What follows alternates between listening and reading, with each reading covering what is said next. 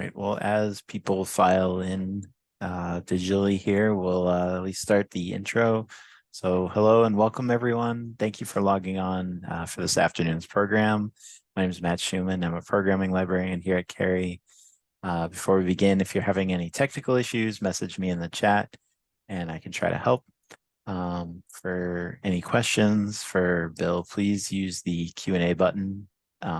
Or you can use the raise hand function if you'd prefer to speak your question. This program is made possible by the generous donors to the Cary Library Foundation. And with us this afternoon is Bill Gette. Bill has been providing programs for the library for several years and has led expeditions throughout all 7 continents. He's the former director of the Joppa Flats Education Center and the past president of the Parker River National Wildlife Refuge. And thank you everyone who's joined today too, because we're trying out an afternoon lecture rather than evening, just seeing how it goes. So it's nice to see that people are logged on. But without further ado, please welcome Bill Gette. Good afternoon. Thank you, Matt, very much. It's always a pleasure to work with you, and good afternoon, folks. It was 4 years ago, was it yesterday or the day before, that the announcement was of the COVID pandemic.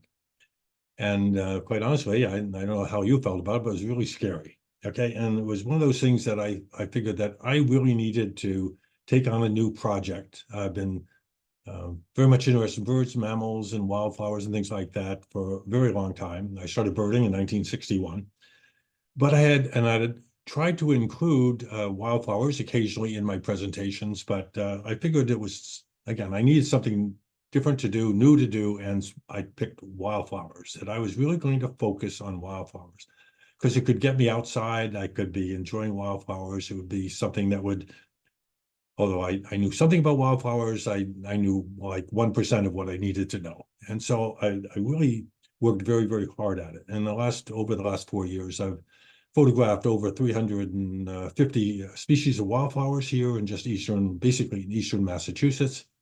And it's exciting. It got me outside. It got me really interested. Wildflowers, as you know, are really beautiful. It certainly can be really beautiful. They have very interesting names, and the origin of names, I'll be talking about that as we go through the images today.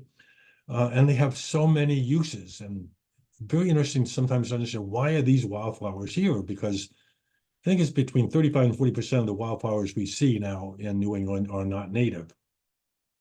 And I'm hoping through this presentation this afternoon that to get you really excited about wildflowers also, and give you some of the background information you'll need to make it a little bit easier. Because I know 4 years ago when I started with wildflowers, things were really confusing, and it took me time to understand what the various terms were. So we're going to be talking about that too. And also which would be the good field guides to use. And to that point here, notice the first one on the list. That's the wildflower guides. I have the one Roger Torrey Peterson. These are the Peterson Field Guide series. They're wonderful because of the illustrations. The book I'm using is 1968, but the illustrations are perfect. Now, a lot of the names have changed, but sometimes if you get going through the identification process, it's really nice to have not a photograph, but a hand-drawn illustration. And so the point being is you can pick up an old Roger Torrey Peterson Field Guide to Wildflowers, and it will work perfectly well for you in terms of helping you identify it. The names may have changed, but that's what another guide will help you with. If you want about a 2.5-inch tome, you can get the Manual Identification of Native and Naturalized Higher Vascular Plants of New England.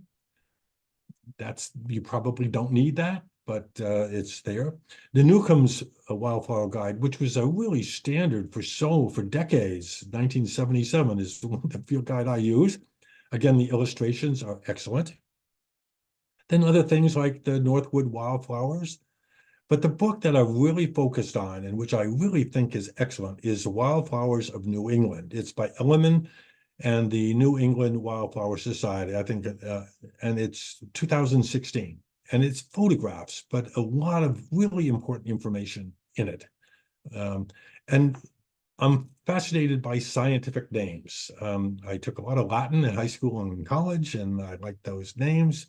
But if you're interested in the scientific name and what is the origin of that scientific name, you can go online to Dave's Garden, davesgarden.com/guides/botanary. You'll see that. Okay, and these are my photographs.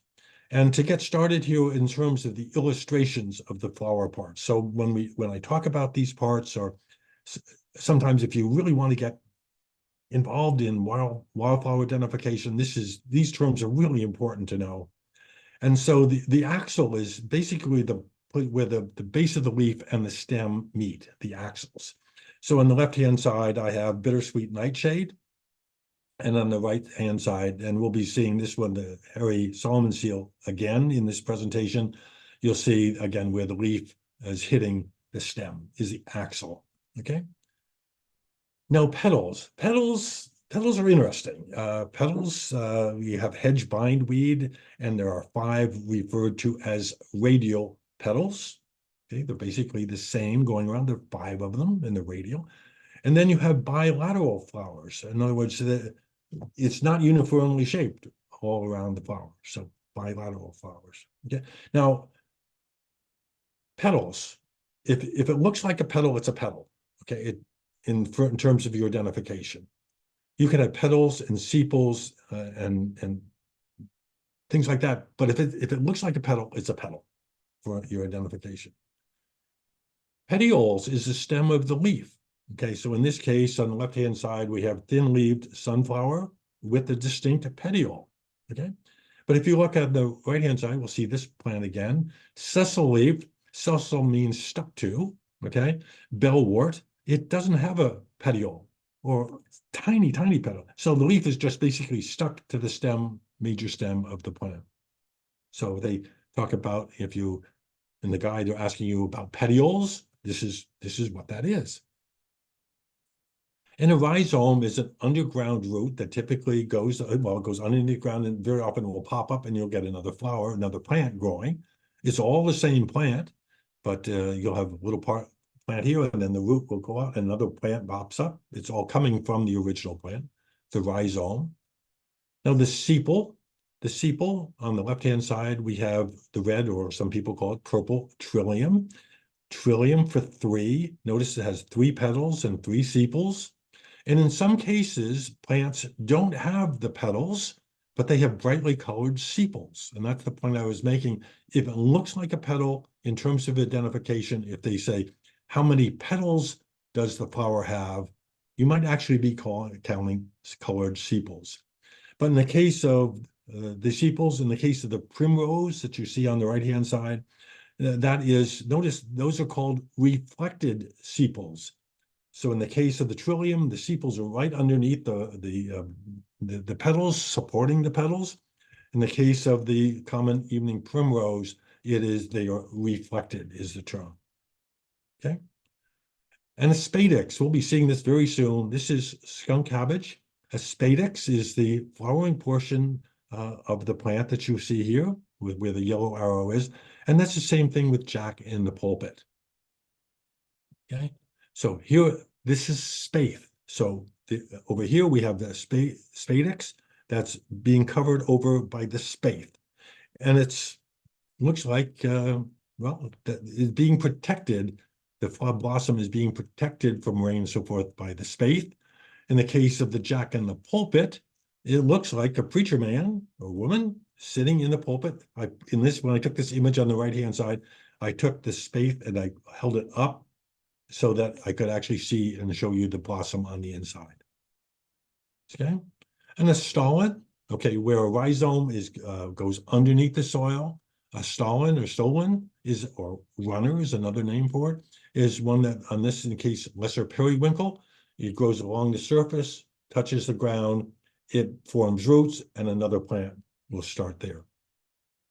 Okay, whorl, okay, this is where the leaves are. As you can see here, they're not all along the stem, they're just in one place. Whorl. So in the case of the wild cucumber root on the left-hand side and the starflower on the right. So if you're looking through your guide trying to identify it and they talk about leaves in a whorl, this is what they're talking about. Okay, in reproductive parts, these are always important in terms of the identification. The carpel, this is the portion of a female reproductive part. You have a stigma that sits on the top, the style, and the ovary. And those together are called a carpel. Okay. So this is a wild geranium. Okay. And these are the male reproductive parts. The stamen includes the anther where the pollen is and the filament that holds it up. The idea in this case, in this wood lily that you're seeing here, the anther has the pollen. So as a pollinator comes into the plant to get nectar or to get the nectar or pollen, they will brush up against the anthers that are producing and holding the pollen. And that's how they get transported around to other within that plant and to other plants. So the reproductive parts. And the flower types important. Okay, we have referred to as simple. They're not particularly simple, but their term is simple flower. And this is the tall buttercup. In this case, they have many pistils and stamens and layers of petals and all together that you see here. And then you have the composite flowers. Okay, so this is one flower that you see here.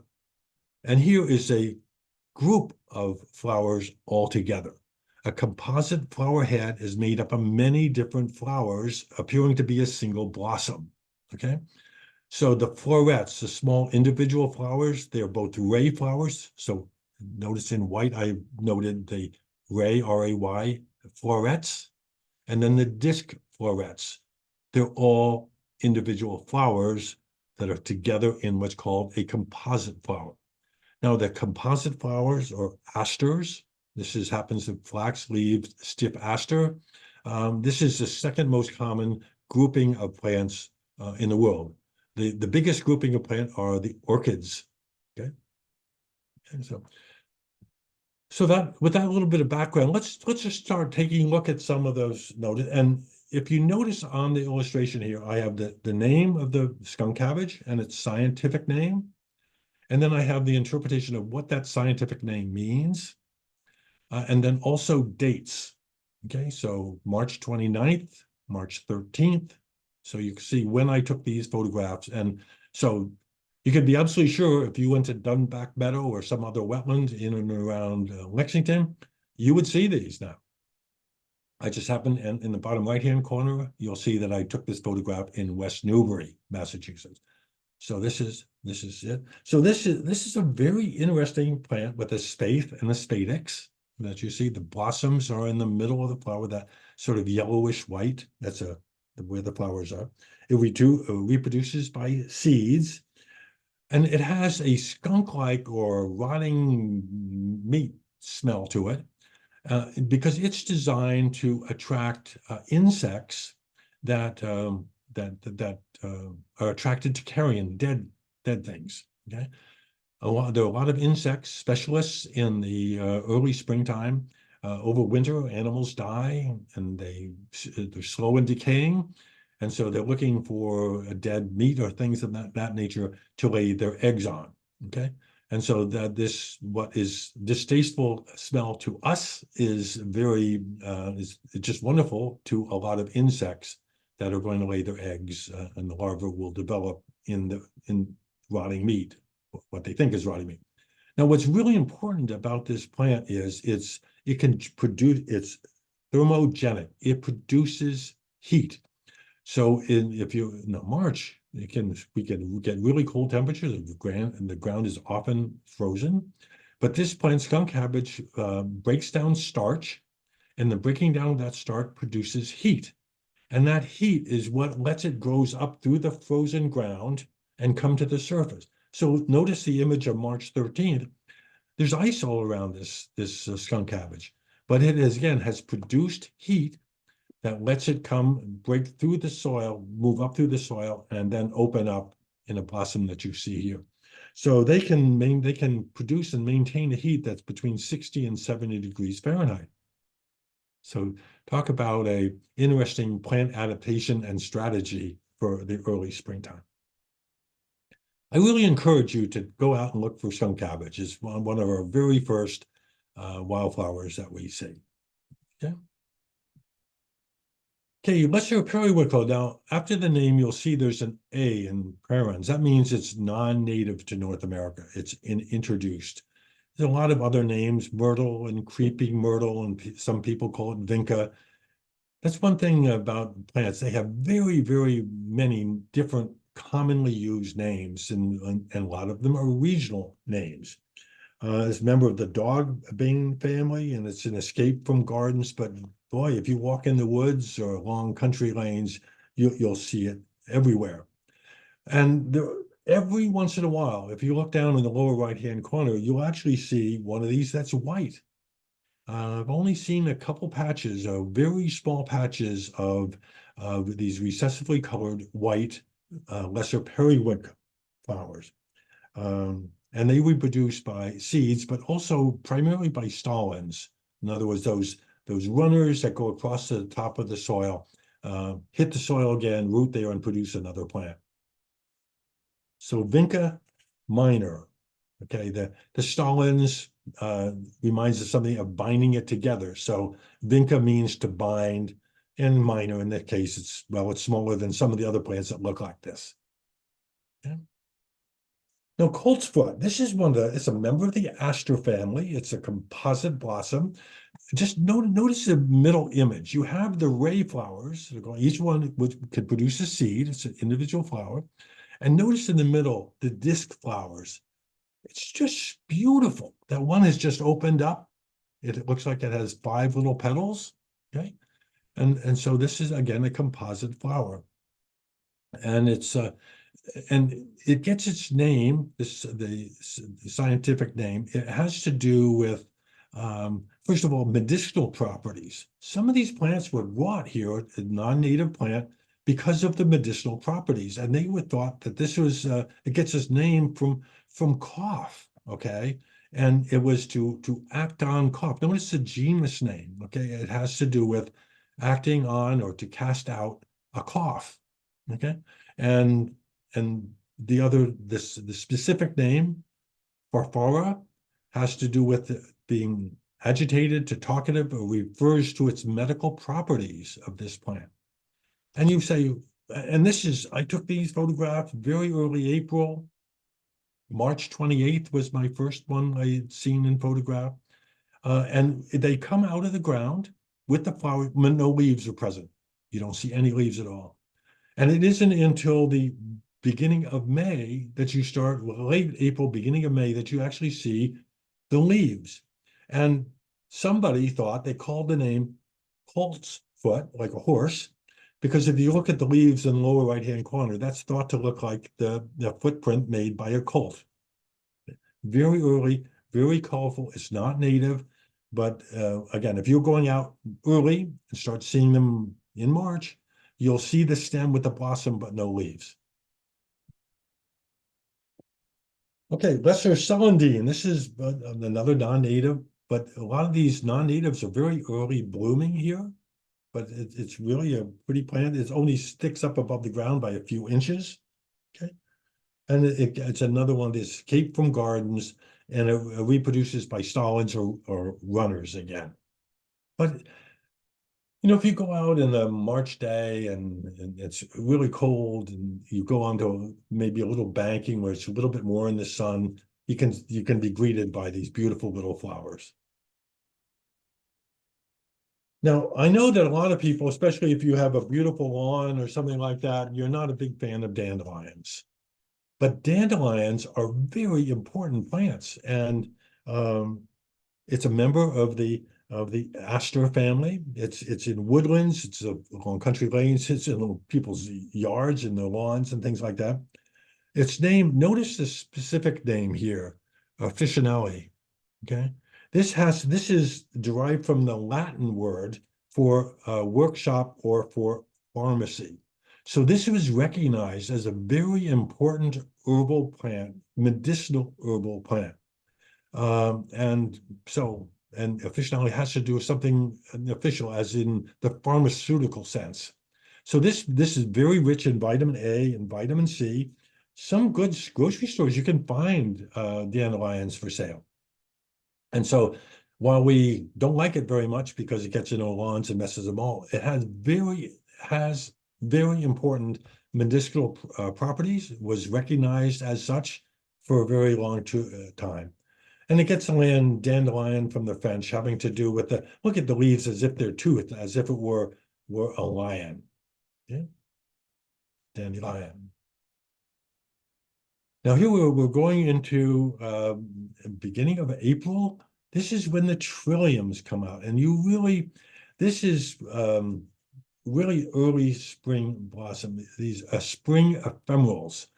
If you don't get out and see them fairly early in April, by the end of April, they're gone. The blossoms are gone, okay? Trillium, saw these before. They can grow in small colonies that you like here. And another meaning of this one is wake robin, okay? And it had to do with, it's coming out of the idea of the European robin, okay? It has a reddish breast that heralds the beginning of springtime. And so that's why in Europe, there's often called wake robins. But now look at these blossoms. They're just extraordinary. Just trillium for 3, erectum it stands upright. And so when you have this red or purple color that you see in the upper left-hand corner, but every once in a while you'll find one that's white. Okay. And in the upper right-hand corner, that is the seed case they're making. So here's the trillium again. And this is really interesting that it has seeds that has elaiosomes. Part of the seed is called an elaiosome. And why? What's the purpose of this? Well, as a way to distribute its seeds, the idea is that ants come along and pick up these tiny little seeds, and they carry them back to their ant colonies, and the ants will eat those elaisomes. It's very rich in nutrients, and they discard the rest of the seed. So here the seed has been transported away from the host, from its parent plant or from its colony to a different location, and it's then usually dropped off in a place that is rich in nutrients where the ant colony has been. So it's really interesting. And by the way, another name for this is birthroot, birthroot, because it was thought to be medicinal properties for problems with menstrual disorders and was used to induce childbirth. So a lot of these things these traditional uses of these plants. Well, certainly one of my favorite flowers, and again, this is going to be by mid-April, you should be looking for this. This is wood anemone or windflower. And it gets its name according to Greek mythology. Okay, the anemone sprang from Aphrodite's tears as she mourned the death of Adonis, the god of beauty and desire. So it's just, again, wildflowers are beautiful in themselves, but a lot of the mythology and traditional and the naming of these plants, I think just adds just some other excitement, at least for me, to them. Okay.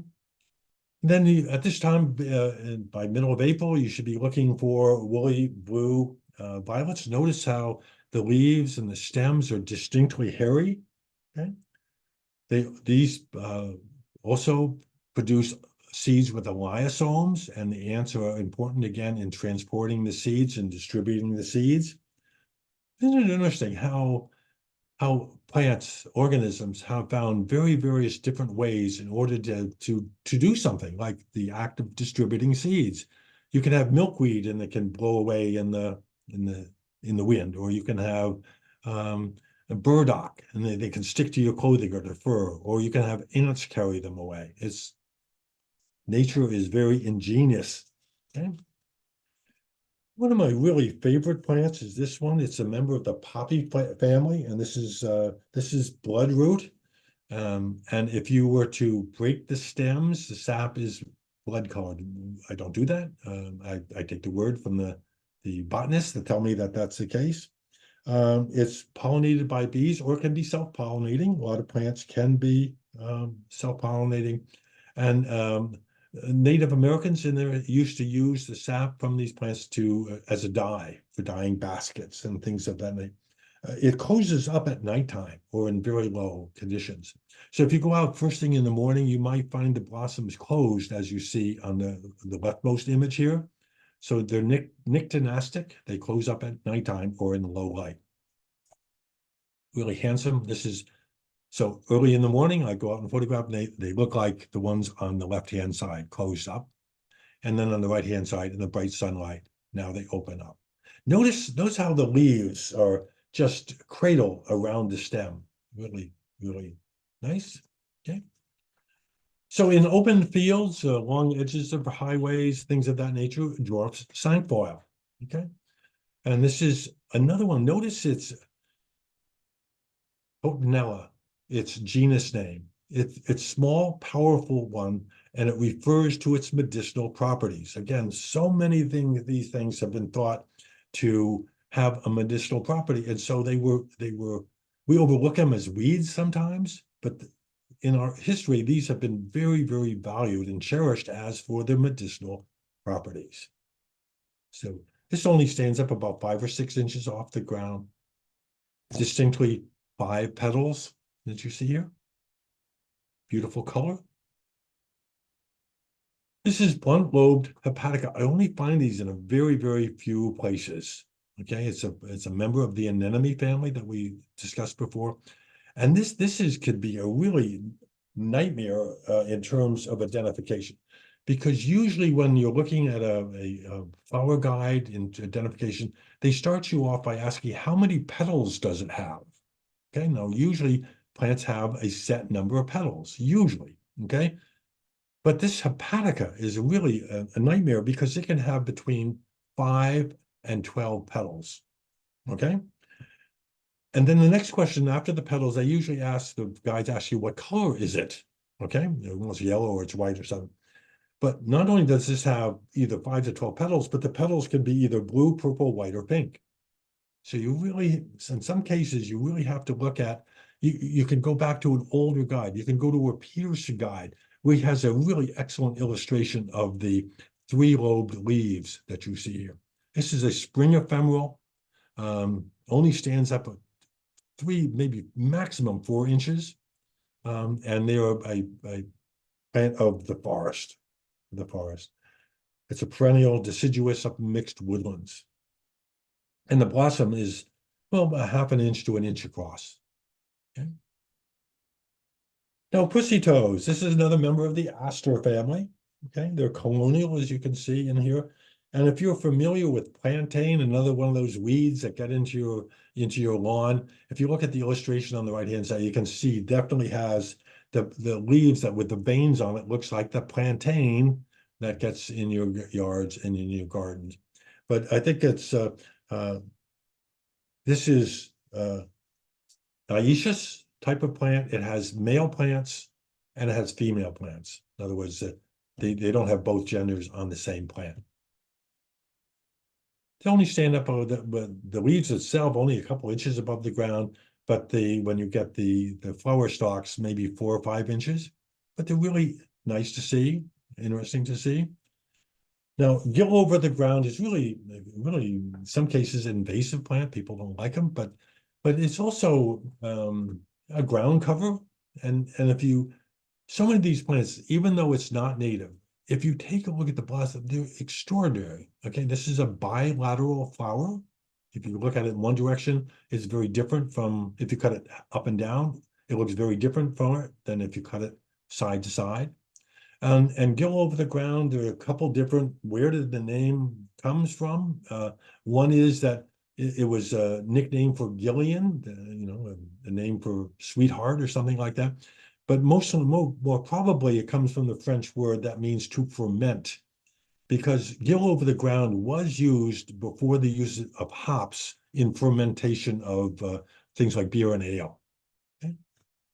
So again, all these uses for plants that you'd never imagine, never consider using now, but have traditional uses. I like this plant. This is Dutchman's. This is a member of the poppy family. Okay.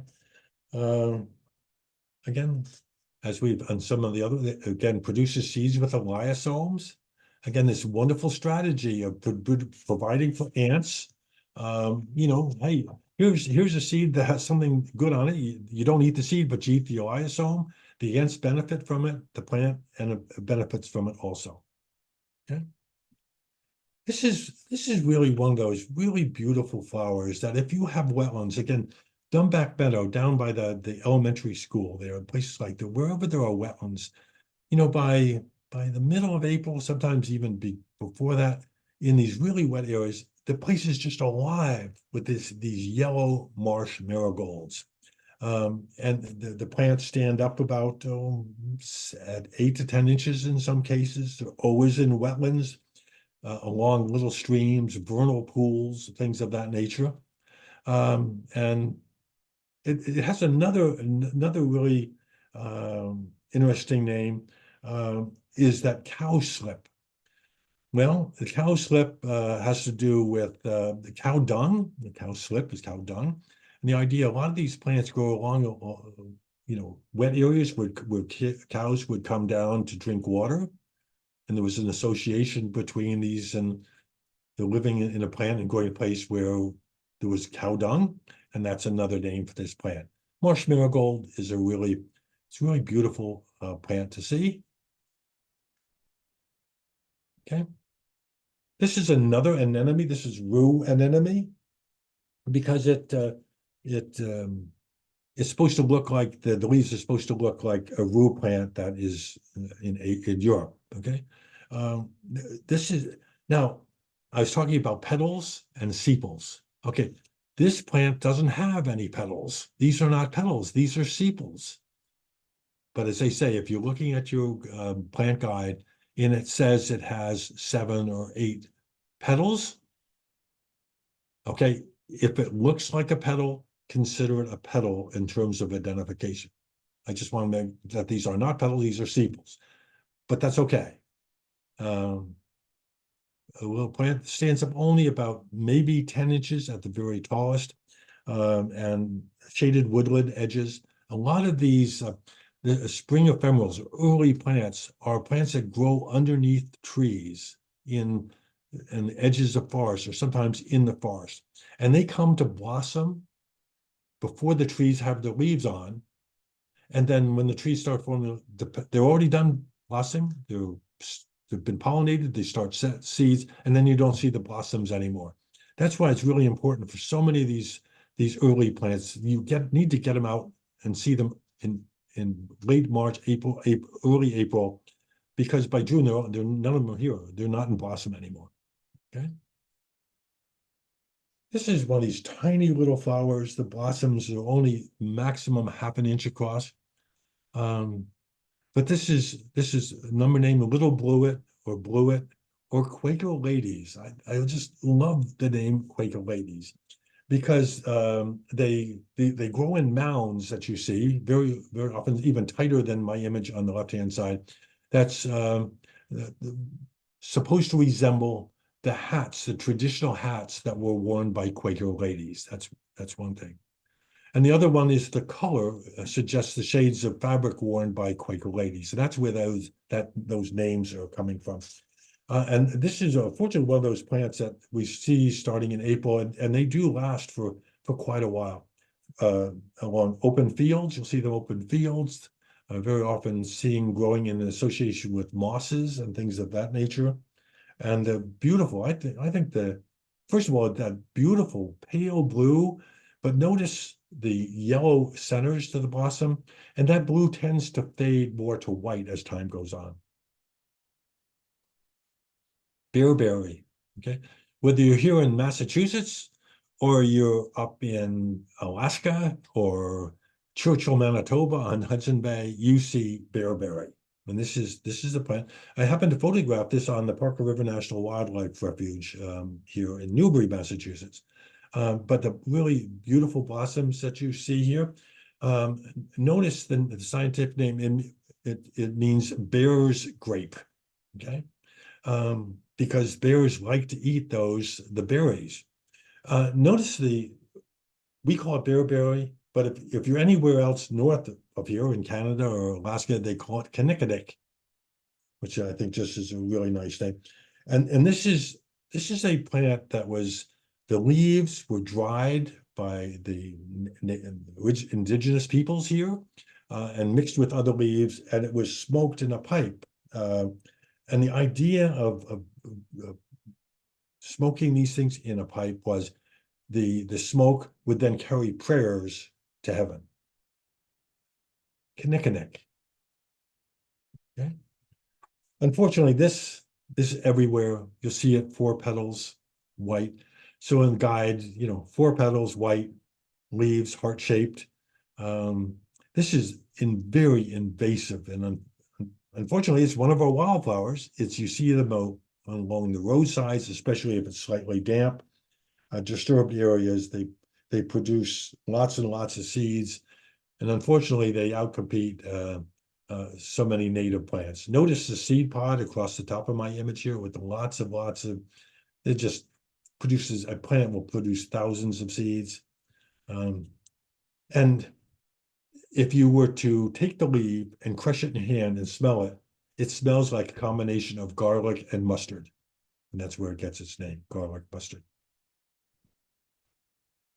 I like this flower. This is another non-native species, cuckoo flower. There's one place that I've come across here up in my area where there are thousands of plants. They're just covering an area that's basically underneath young trees that's growing right now. And on the wet roadside ditches and things like that, you'll find them there. And the name cuckoo flower. Now, this is a plant of Eurasia. And the Europeans, the English, we take their names for most things. Cuckoo flower, this is a flower that would come to blossom when the cuckoos, the birds, the cuckoos, would return from Africa and return to England. So here's a combination of using the arrival of other species for a naming opportunity. Really pretty. They stand up about 18 inches. And blossoms are as much as an inch across. So they're really nice. Okay. This is annual honesty. You may know it as money plant, or you might know it as silver dollar plant. All these names. Again, the first name I'm giving you is the one that is recognized within the botany community as the preferred name. But if you say annual honesty or money plant or silver dollar plant, it's all good for me. But they come in these blue that you see here, bluish, and or white. So you get these nice. Now, this is a plant that was used in witchcraft a lot. It was thought to have protective powers against demons and things of that nature.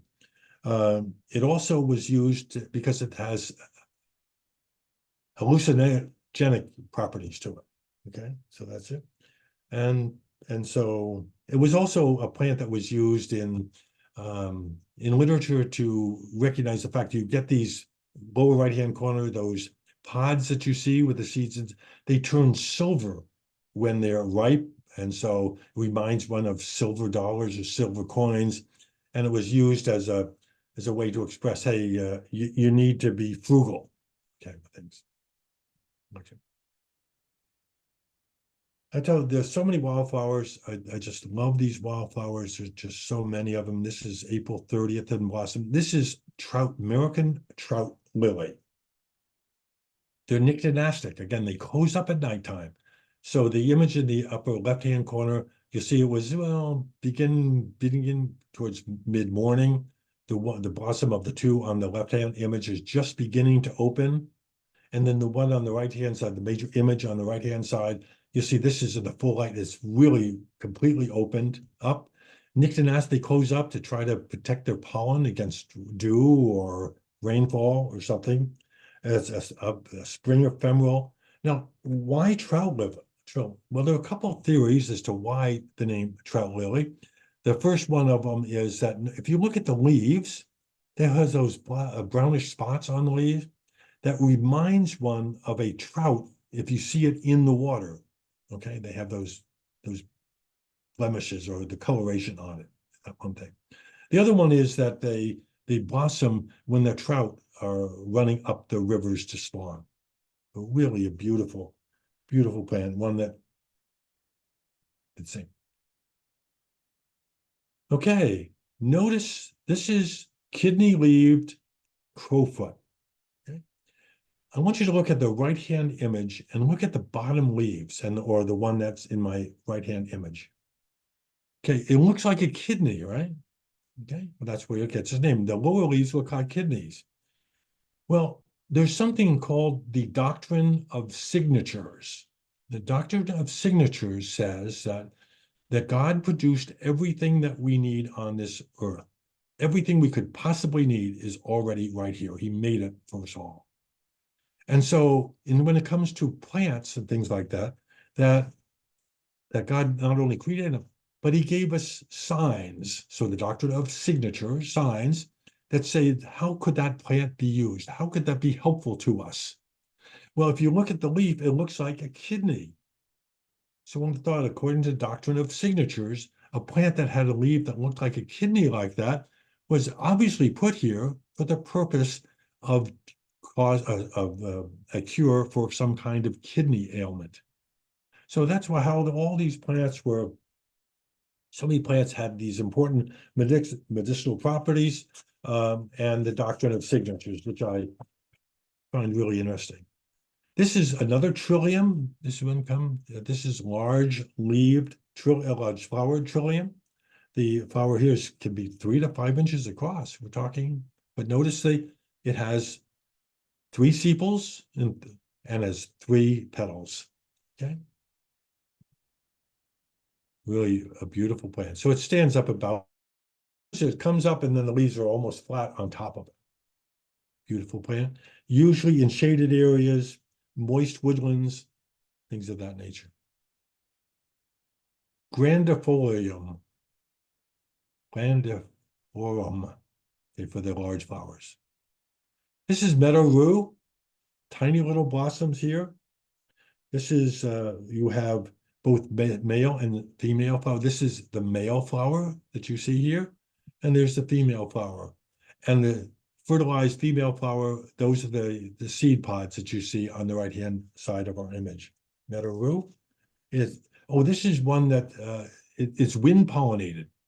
So you'll find male and female plants in close proximity to each other.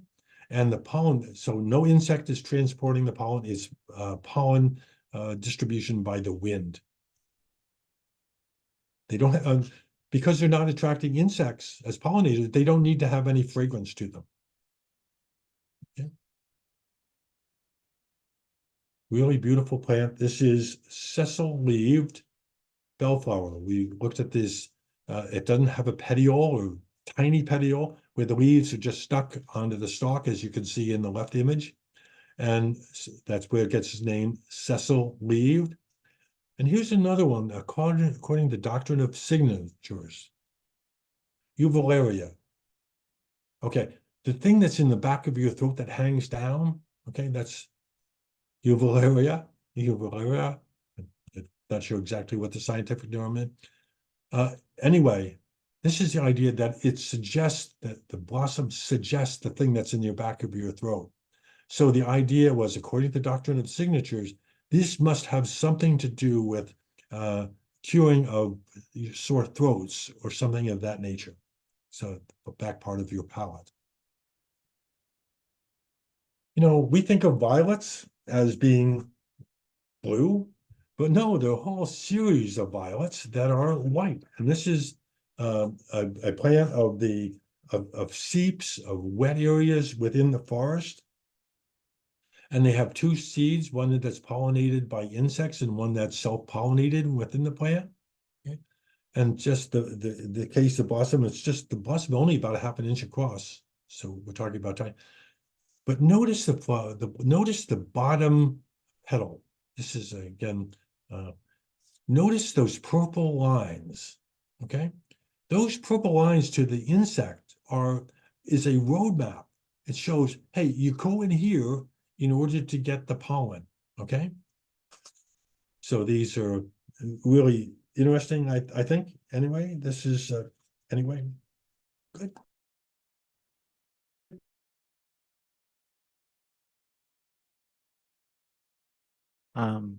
Bill, I'm not sure if it's just me, but I can no longer hear you.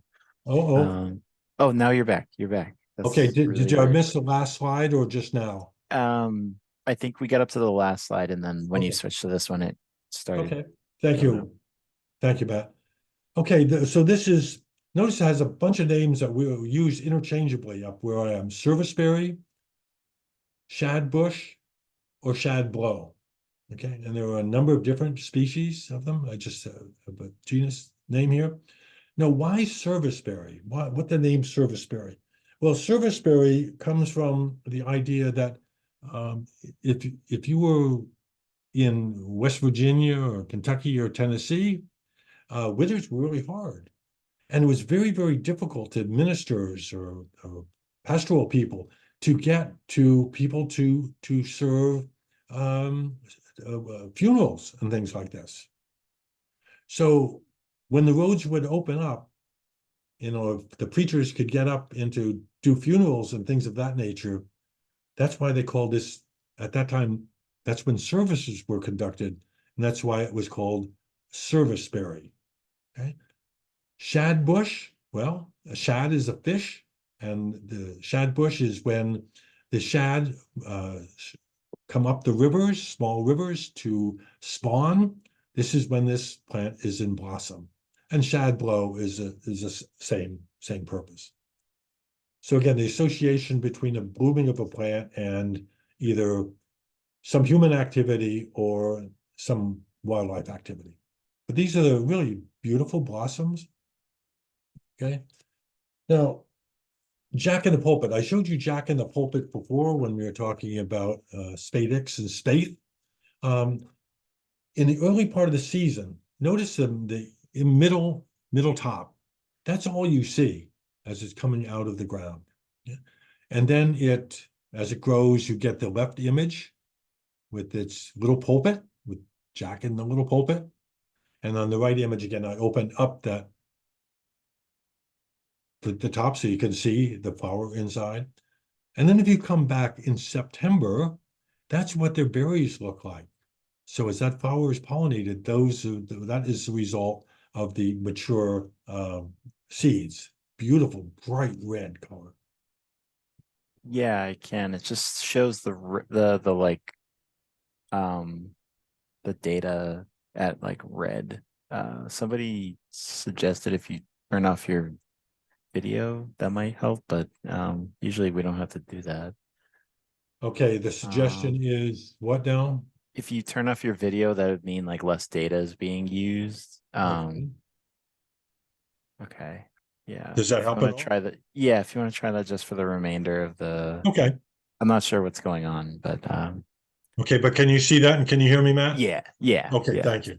Okay. Sorry for the interruptions. Okay, so dwarf ginseng. This is a plant that is very important in um, medicine, countries in Asia. Very, very important, and it's really very rare because again, this has been over collected for its medicinal properties. It's thought to be fantastic. For a long time, I could only find one place where I could find these plants. Since then, I found a second. But this dwarf ginseng only grows up about 5 inches, 6 inches above the ground. Beautiful little blossoms that you're seeing here. Um, Another really beautiful tiny plant. This is what you get. The if you look on the left-hand side, this is gold thread. Again, but if you were to dig away the soil from around the base of this plant and look at the roots are gold colored and that thread-like roots, and that's where you get the term gold thread. Notice the leaf, a three-lobed leaf. That's basically it. And then in the lower right-hand corner by June, these plants are already way past blossoming and they're producing their fruit by June, certainly by June 3rd. Gold thread. Okay. Couple different names for this plant. The one that's accepted is white baneberry.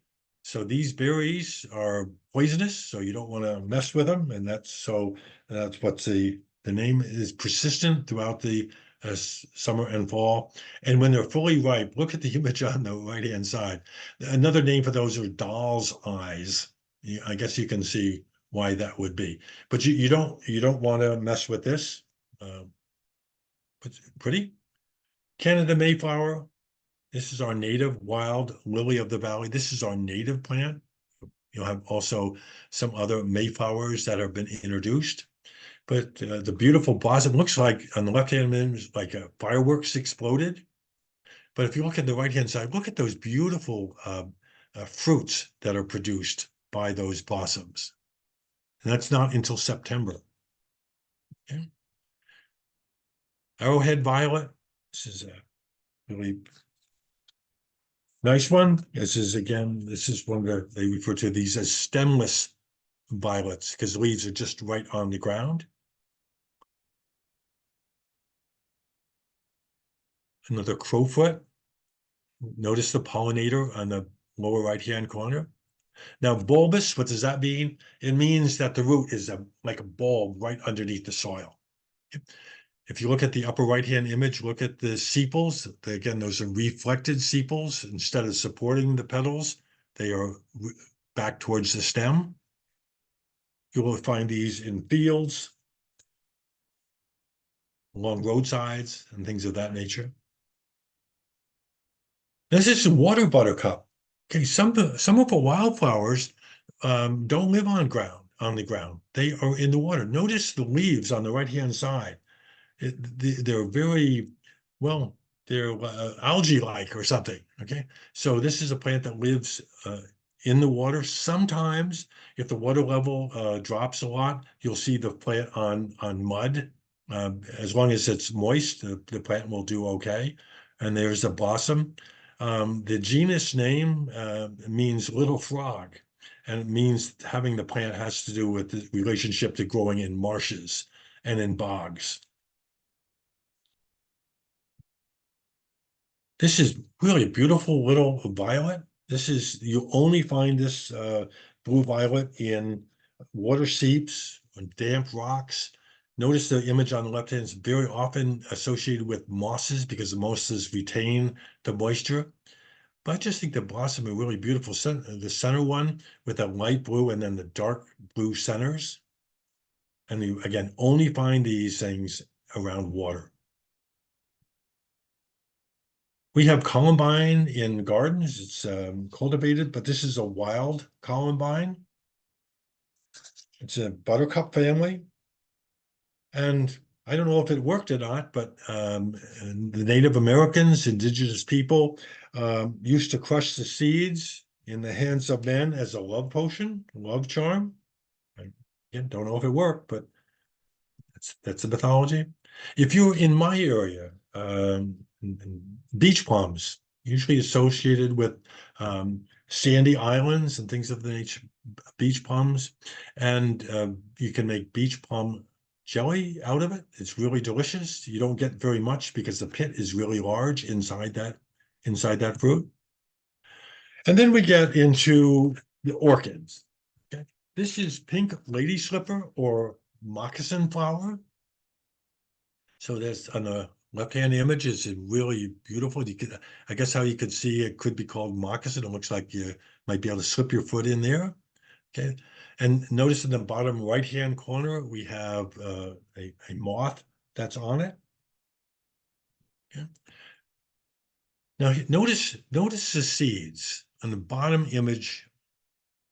Okay, we have the current year's seed capsule with seeds in it. Notice how minuscule those seeds are. Well, this plant and the seeds don't have any nutrients associated with it. It's just the seeds. They don't have any nutrients like most kinds of seeds do. Like, well, if you think of a cherry, it has the pit inside, a nutrient flesh, the fruit around it. Okay, these don't have anything. So these orchids, Lady Slipper in particular, it has a symbiotic relationship with a fungus, mycorrhizal fungus. Okay, the seeds are distributed by the air or however they are, and they fall on the ground. And then in order for those seeds to germinate, they need to be in contact with a mycorrhizal fungus. The mycorrhizal fungus brings nutrients into the seeds so that the seed can then start to develop as a plant. And over time, as that plant then develops, the mycorrhizal fungus will then take back nutrients from the plant. There are so many plants that are absolutely dependent on mycorrhizal fungus in the ground. A lot of trees, fir trees and things like that, little trees need the nutrients from parent trees around them, and it's that nutrients that come from the parent tree or the large trees to those smaller trees are coming by way of the mycorrhizal fungus. So these interrelationships among these plants, different organisms, is truly amazing. Whether it's ants that are transporting seeds away and then eating the lyosomes, or a fungus that is cooperating with this plant in order to bring in nutrients so it can have nutrients back, just amazing. So a plant that's really quite common, this is another a plant that's native to Eurasia. It's a member of the poppy family, and it has a long history as a medicinal plant, but it could be poisonous. So don't try to cure something with that. Now, wild geraniums. This is a plant that's really quite common in woodlands and along woodland roads. It's roads. It's colonial, okay, and it reproduces both by seeds and by rhizomes underneath the soil. Notice the image on the lower right-hand corner, okay? Well, another name for wild geranium and geraniums are crane's bills. Well, if you look at the seed pods that you see on the right-hand side, lower right, I guess it resembles the bill of a heron or a crane or something like that, and that's how it gets its name. And those seed pods are very interesting. I mean, these are not fully mature yet, but when they are mature, they become very, they can get brown and very dry. And there's a spring-like mechanism within those seed pods. And when it gets dry and it's just dry enough, those spring mechanisms spring open, and then they throw the seed out, and they can throw the seed out 10 as much as 30 feet, depending if there's a little wind aid. So that's another way of distributing your seeds, a spring mechanism within the seed pod itself. Okay, now here's a name. This is Germander speedwell. Okay, well, the name speedwell, you can be really quite sure that this is the idea that it has some medicinal purposes.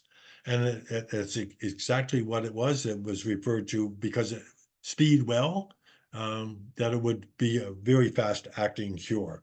And it was used, they would use it in a tea, making a tea out of the blossoms. And it would be for a cure for asthma or for bronchial congestion, things of that nature. So here's a name right on the plant that tells you it's a speedwell, Germander speedwell. Okay. And then we get into the Solomon seals. These are this is a false Solomon seal. This is starry false Solomon seal. I'll be showing you a real Solomon seal here in a minute. Notice on these false Solomon seals, the blossoms are all at the tip of the plant. There's a pollinator on it, and then the immature seeds in the upper right-hand corner, and then the mature bright red seeds that you see in the lower right-hand corner. So this is Solomon seal. Okay. Another one of the pussy toes. We showed you the plantain-leaved pussy toe. This is a small pussy toe, only growing 4 or 5 inches above the ground. Male and female plants are on separate plants. In wet fields, place to look for. Okay. And this is May apple. This is, if you're a Harry Potter fan, well, you would know this plant by the name mandrake. And I don't remember which of the Harry Potter films it was, but they have they are transplanting mandrakes. The mandrakes are screaming at the students. Anyway, okay, that's where that comes from this plant. And notice the little blossoms on the left-hand side. It's a perennial plant, rich forest, glands.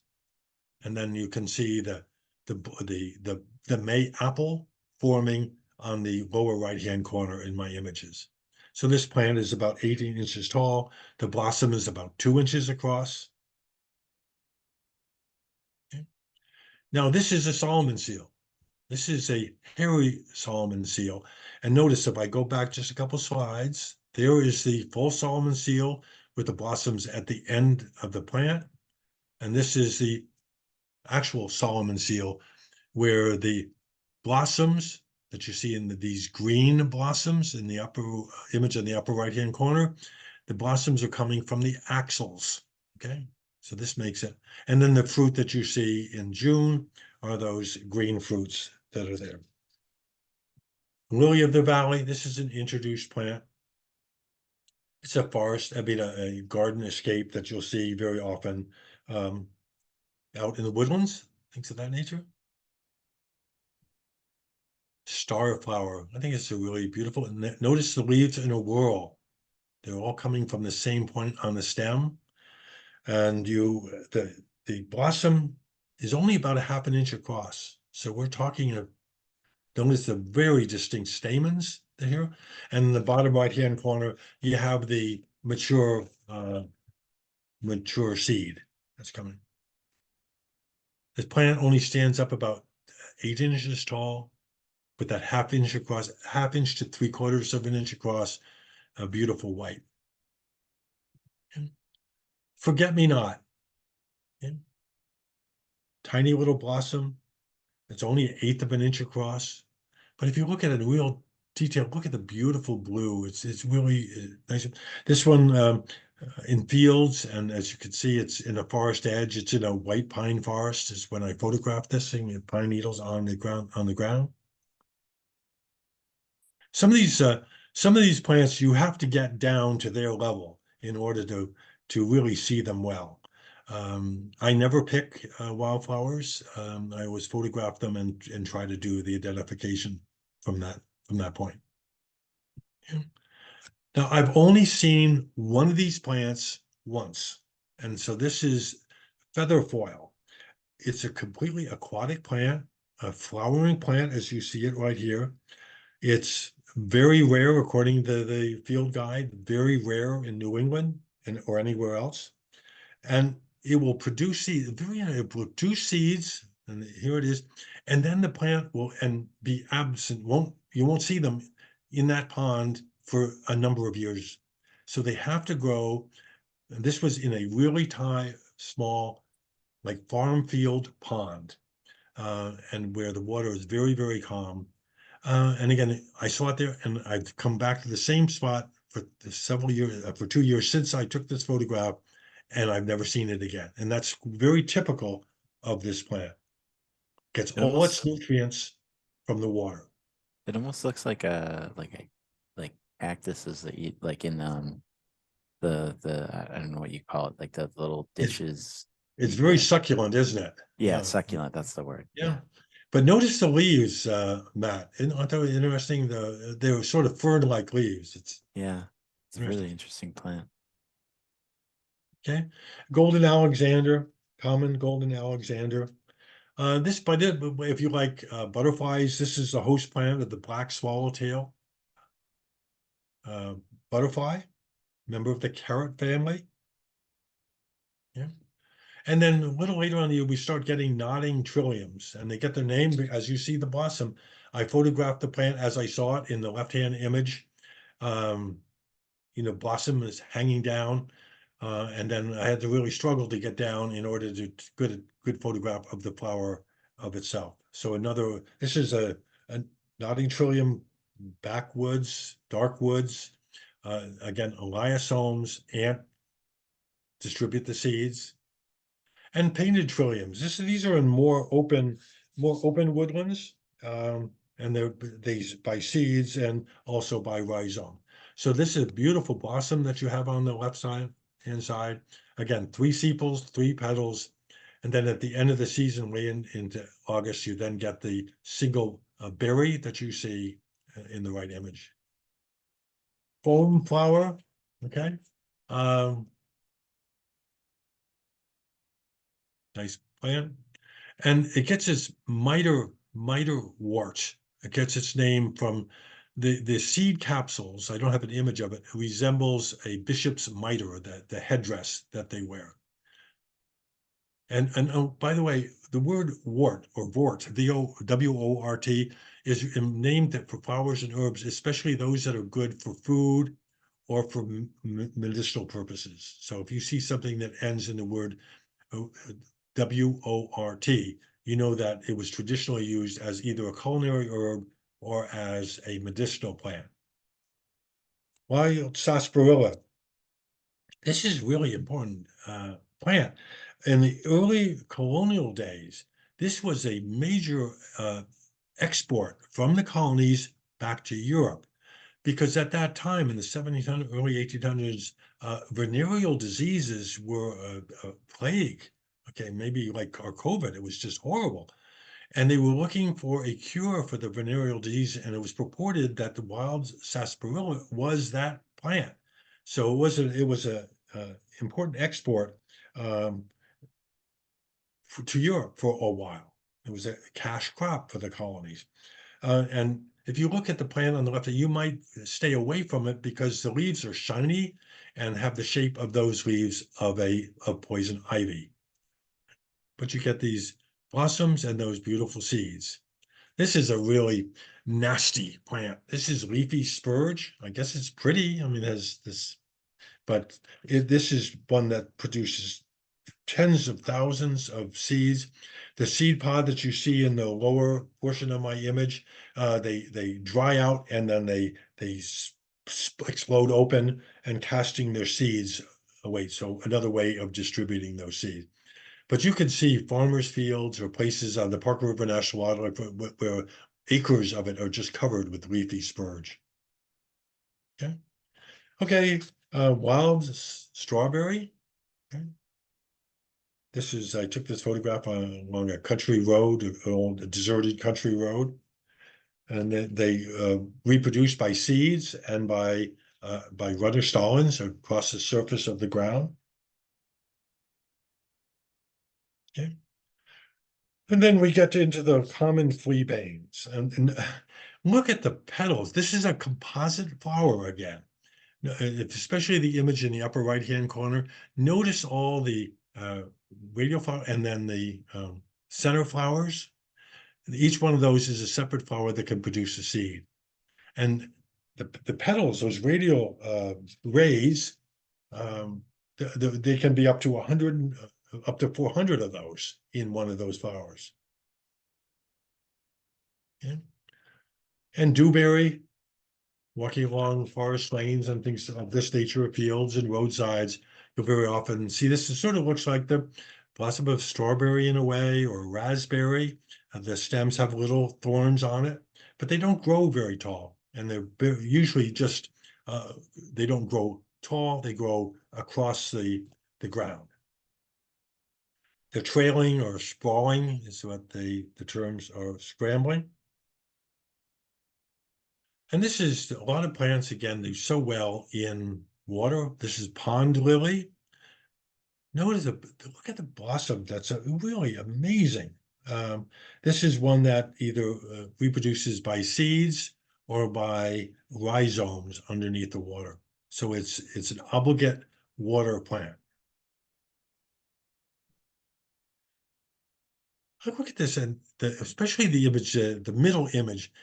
I always look at that. It looks like a dragon's face or something with a little the blossoms going out, the petals going out with the little eyes.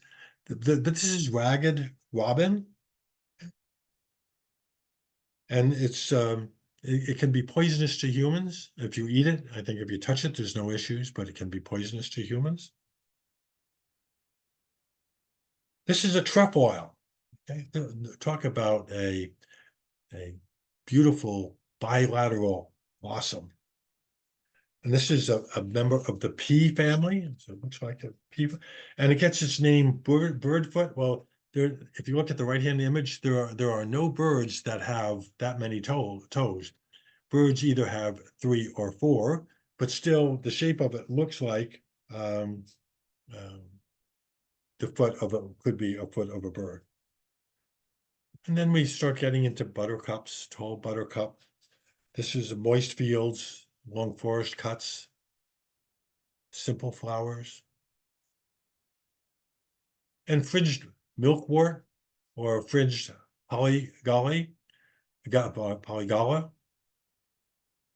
And it was believed that this plant, that feeding on this plant, on milkweed, that gets the name milkwort.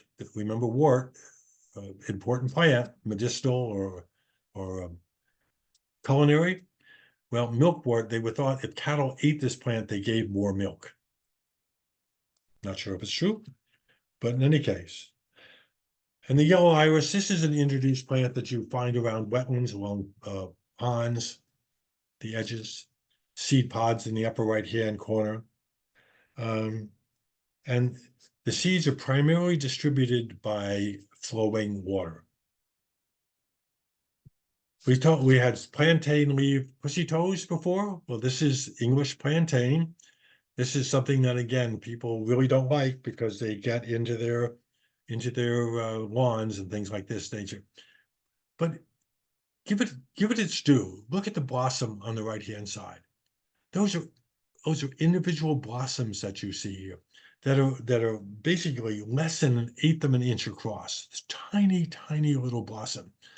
But you can see why this plant can be so invasive. Notice that this plant is only about 40% of the way in terms of producing its flowers yet. They'll be producing flowers all the way to the tip. And so they just get so many. One of these flowers that you see in the right hand can produce up to 200 seeds. Get an idea of how a non-native invasive plant can spread so quickly. Well, a lot of people don't like non-native plants. Well, this is one that every farmer likes. And this is red clover. It's native to Europe. Beautiful plant like this. But really, it's important with the aid of bacteria, it fixes nitrogen.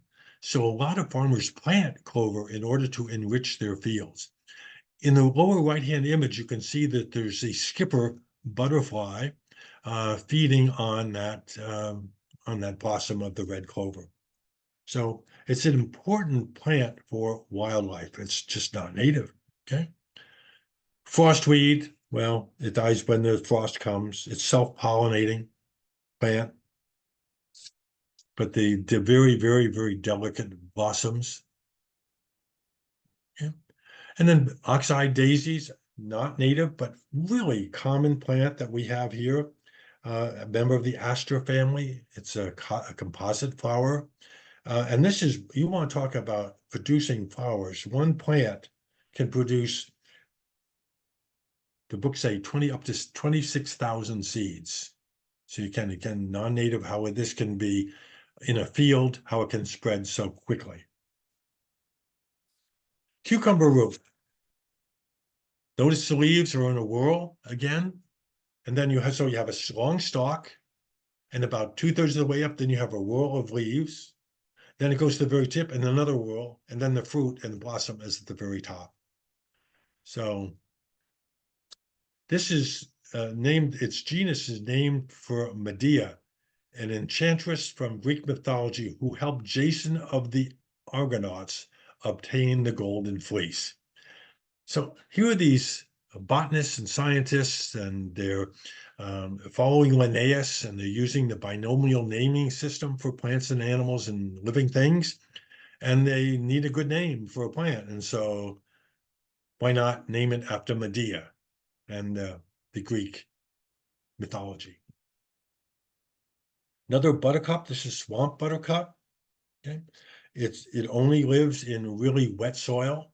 And in the bottom of the image, you can see the stolon. You can see here's the plant, the major plant, which is to your right of the image, sending out a runner or stolon, and then new plants are popping up along that stolon. Okay. If you're a beach person, this is woolly beach heather, or false heather, or poverty grass.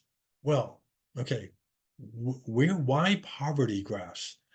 Well, in colonial times, if you had no hay, you had livestock and you needed to feed your livestock and you had no hay or other things to feed your animals, you could come and you could rip up this poverty grass, this beach heather, and feed it to your animals.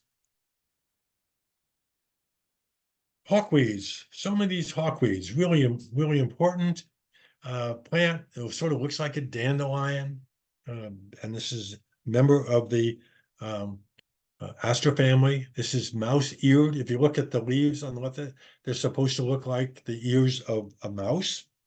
Okay, and this plant produces chemicals in the soil that discourage other plants from growing around it. This is quite common among desert plants like sagebrush and things of that nature. Okay, but the name hawkweed, why hawkweed? Well, this again comes out of Greek mythology. Okay, according to the Roman naturalist Pliny, now he was the top of the scientific world at his time. He apparently observed or thought he observed hawks feed on this plant in order to improve their eyesight. So again, there's so much interesting about these plants, how they reproduce, how they distribute their seeds, how they attract pollinators, and just simply their names. Stitchweed, okay, or in this case, stitchwort. Remember, there's the W-O-R-T at the end, okay? Stitchweed is another name for this plant. And this is one that can be confusing to folks who are trying to identify this plant. Notice look at the petals, especially in the rightmost image, okay? This plant only has 5 petals, but the petals are broken into 2 parts. Okay? So it looks like there's more than, well, stitchweed. Okay, this plant was thought to be a cure. You know, you get a knot in your side, call it a stitch in your side. Well, this was thought to be a cure for that ailment. Bunchberry, okay, the leaves in a whorl again, 1 blossom right in the middle, okay, but notice on the right-hand side, when we get to July, it's producing all of those beautiful seeds. Okay, a new plant, they're really slow. A new plant takes up to 3 years before it can actually start flowering and producing fruit. This is a forest plant, dark woodlands. The blossoms, what you're seeing there in the right-hand image are the sepals, and those tiny little things in the middle, those are the individual blossoms. That's why you could get in the right image all those berries from that one blossom, because it's a composite blossom. And that brings us to the end of my conversation for today on the wildflowers.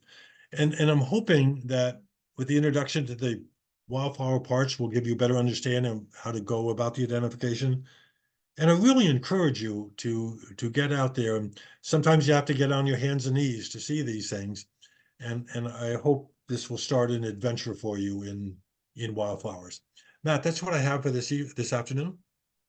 Great. Thank you so much, Bill. It's you're so thorough in all the documentation of these plants and breaking down the parts and showing how beautiful some of them are too, and all the interesting histories of their names and whatnot. There's really so much to learn from just the natural world around us, obviously, but in like the taxonomy and the naming too. It's really interesting. We do have, if anybody has questions, please send them to the Q&A.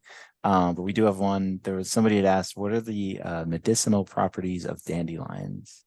Well, it's the dandelions. Well, it was thought to be a cure-all for almost anything, but also because of being very rich in vitamin A and vitamin C, it was thought to just to promote health.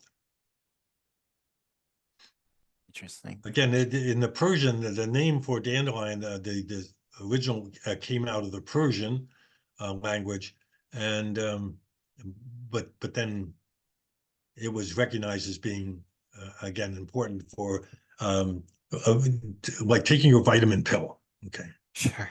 Yeah. Somebody also mentioned in the chat that they're diuretic as well. Yes. Uh-huh. Um, the one that I had pointed out that I already forgot the name of, you said it only appears like every couple of years. The feather foil. Um, Featherfoil. Okay, I gotta write that down. But is that, did you say if that was native or It is invasive? native, yes. Featherfoil. Okay. That's one of those plants that it's wild. I mean, why would it blossom and then not be visible for 3 or 4 years again? It's just these Yeah, different strategies that over the evolutionary history of these plants, it works obviously because they're still they're here. there. Okay, if Right. it didn't work, they wouldn't be here. But how different organisms have different strategies for survival, whether it be seed dispersal, okay, or time of blossoming. Yeah. Um, Fascinating to me. Yeah, because I don't know if you had mentioned any plants that were like crepuscular or I don't know if that's the term. I'm trying Well, to no, but neonastic is when some of the plants close up at nighttime. yeah. Okay, Yeah. and some in the But later lectures we'll be talking about some of these plants that do it. Um, some of them only open at nighttime.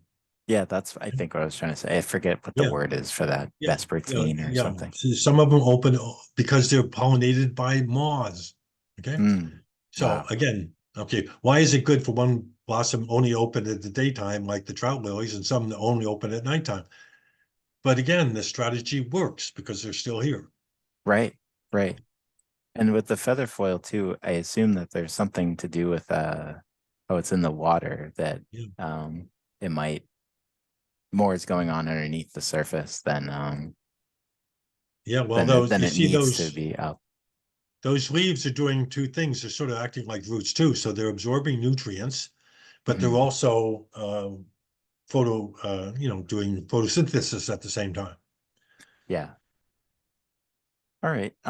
Well, if there's no other, I'm just writing a note.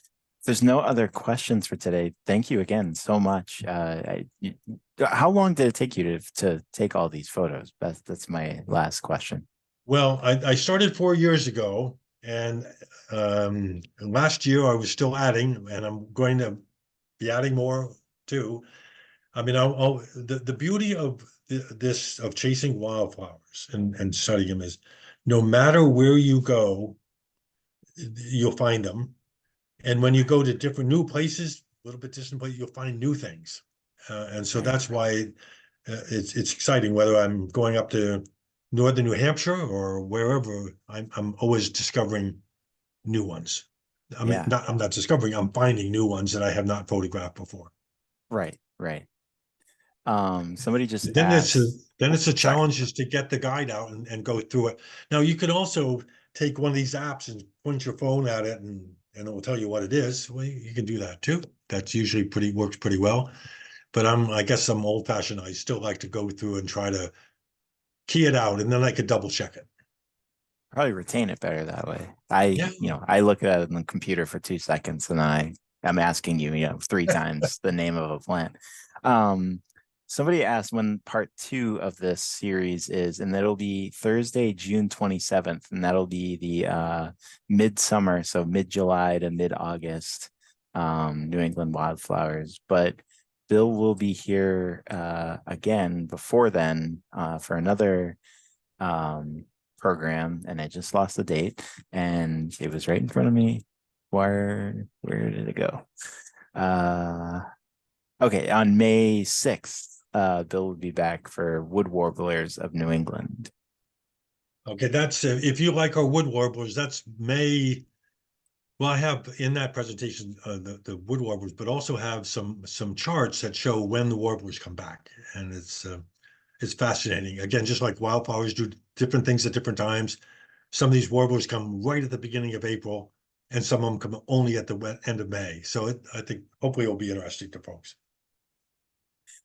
Well, thank you again, Bill, and thank you everyone for coming. This program will be on our YouTube channel for about a month from once it's uploaded until it's taken down. But thank you again, Bill. This is absolutely fascinating, as always. Such a great Well, thank you photographer. very much. Always a pleasure, and good afternoon, folks.